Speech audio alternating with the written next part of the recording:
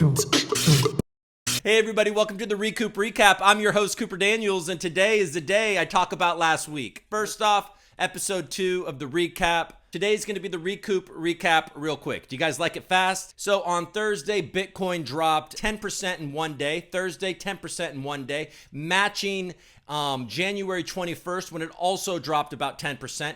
Actually, pretty much the same exact price points from about 40,000 to 36,000. That 40,000 to 36,000 drop is pretty quick, folks. It just happens real quick. You know what I mean? And I won't be surprised if Bitcoin tests 30. I'm actually convinced that Bitcoin will test 30 and it will survive, and then it's going to do another one of those runs. So be prepared. I believe that, not financial advice. If Bitcoin gets below 21,000, MicroStrategy and Michael Saylor are in trouble. It's not going to happen. I don't think that's going to happen. Other news, LFG, Luna Foundation Guard, the nonprofit that is backing Terra Luna, and they are seeking to get $10 billion of Bitcoin to back their stablecoin UST. They acquired another $1.5 billion this week, bringing their total reserves up to $3 billion. They also last month purchased $100 million worth of AVAX. So Luna's doing weird shit, folks, and they are on a mission to back UST with $10 billion worth of Bitcoin. Intense. The Fed walked out this week. Old Jay Powell came out and was like, hey guys, we're not going to be as crazy as you think. You know what I mean? We're going to only do 50 basis point interest rate hikes. We're not going to 75 basis point interest rate hikes. And we believe that interest rates can actually save our economy. All right. Well, that's what they're saying. The Bank of England had a different take on it. They seem a little more concerned. If I were in England and watching Russia do, nuclear weapon displays that demonstrate what they could do to the UK, I would be a little scared about everything also. And look, folks, investing right now is a shit show, okay? It is a unabashed shit show right now because you can be the best trader in the world and then some sort of event happens. There's another futures ETF approved in the US, and it's like, get over it with the futures ETFs. But I guess this one, the regulation that they're using to get this one approved is also the particular regulation that the people trying to get a spot ETF are using. So if they approved a futures Bitcoin ETF using this regulation, which I don't know all the details about, I guess the thinking is that a spot ETF may not be far off using the same regulation. So Argentina's central bank this week came out and said that banks aren't allowed to provide crypto services to its customers. This also comes on the heels of March. The International Monetary Fund and Argentina came to terms with a $45 billion loan package. And in that deal, the IMF insisted that Argentina do not encourage digital assets. The IMF, man, just relax.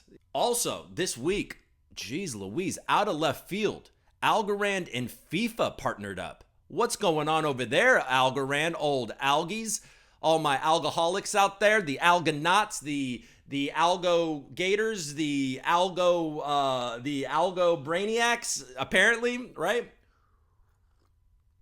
Algo is one of the best performing altcoins in the market this week on the heels of this announcement. And it's not just a sponsorship announcement. Algorand and FIFA are partnering up to handle the FIFA digital platform, right? All the different things that you could do with worldwide soccer. You may know or you may not know, but FIFA has also ended its relationship with EA Sports because they want to develop their own soccer game. So Algorand is most likely going to be involved in that. Very bullish. There was another announcement this week that Starbucks is entering Web3. They had this whole mission. They had this whole plan. I feel like Starbucks is actually very well run, by the way, but they have this whole plan for Starbucks was before COVID that, they were going to be the third place. You know what I mean? They were the third place. You had home, work, and Starbucks. And that was their big mission. But then nobody wanted to sit inside anymore. So they're like, okay, we're not going to do that anymore. Our third place is going to be in the digital world. and it's going to include NFTs and our loyalty program and our star token and all of the different things. It's a wildly good move. They said in the article in CoinDesk that I read, they are using blockchains that are fast and cheap and that are sustainable. Oh, okay. So the United States, they sanctioned a mixing platform called Blender.io. They sanctioned them because Blender is being used by North Korea, I guess, in that Ronin Axie Infinity hack. They've been using mixers in order to move the funds. And if you don't know what a mixer is it basically hides where a transaction is coming from and where it is headed in its destination, right?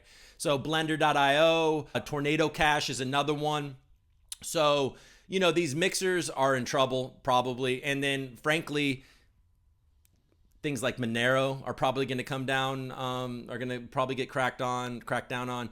There are other, classic projects like Litecoin and Zcash that also have privacy functions, or, Zcash has been doing privacy functions for a while, but you can do either or on Zcash. Litecoin has an upgrade coming where it's basically going to do something like what Zcash does. Binance invested $500 million in Elon Musk's Twitter takeover for no other reason other than, Elon's the brosif. So, CZ came out and was like, he didn't have a business plan. I don't know. I just gave him $500 million. Honestly, not that Jack Dorsey wasn't bullish for crypto and Twitter, but I think that Elon is going to open it up to more than just Bitcoin. And Elon taking over Twitter is great for digital assets. Let's be honest. I hope. Oh, last week I mentioned the Juno Blockchain. I talked about how, the Juno Blockchain voted to take back tokens from some whale. And last week I didn't really know the details, and this week I don't really know the details. Are you like, why are you talking about something that you don't fully understand? Well, it's because I read it. I don't care. I actually don't really care, but it is interesting that they took the tokens back, and then in a remarkable display of ineptitude, they sent those tokens to the wrong address, and nobody can access it apparently. So the moral of the story is this Juno blockchain, and I hate if I offended anybody, but it just sounds like garbage to me. These people are not doing it right. Early last week, after I had filmed this, there was huge news, right?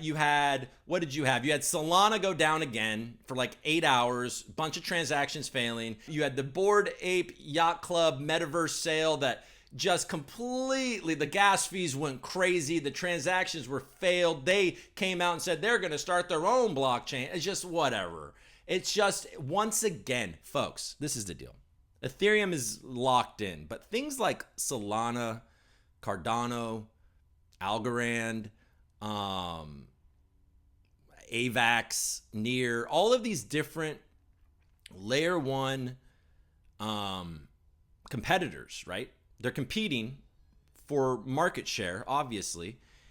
We don't know how much further this is going to go down. Are we at the bottom? Seems very unlikely. This could get worse and worse and worse. As long as there's this weird threat of World War III and doomsday and all this crazy stuff that if you're paying attention, you have to deal with that coming into your face and brain when you look at the news. If that could go away, if that could just go away, then we could just focus on the economy, and I think that we could start to recover. But as long as that's looming, it's just dicey. My point is that if this thing keeps on going down, winners and losers are going to be picked quicker and quicker and quicker. There are going to be things that die, and it will be the protocols that are heavily, reliant on hype rather than results.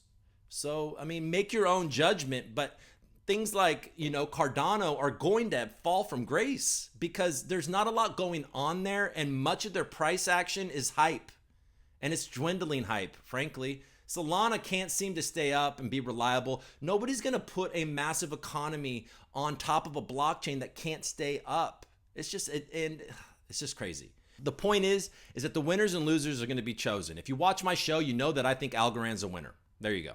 That's it. Thank you. Thank you so much for watching. Have a great rest of your weekend. I'll see you next week. And that's it. Do your homework.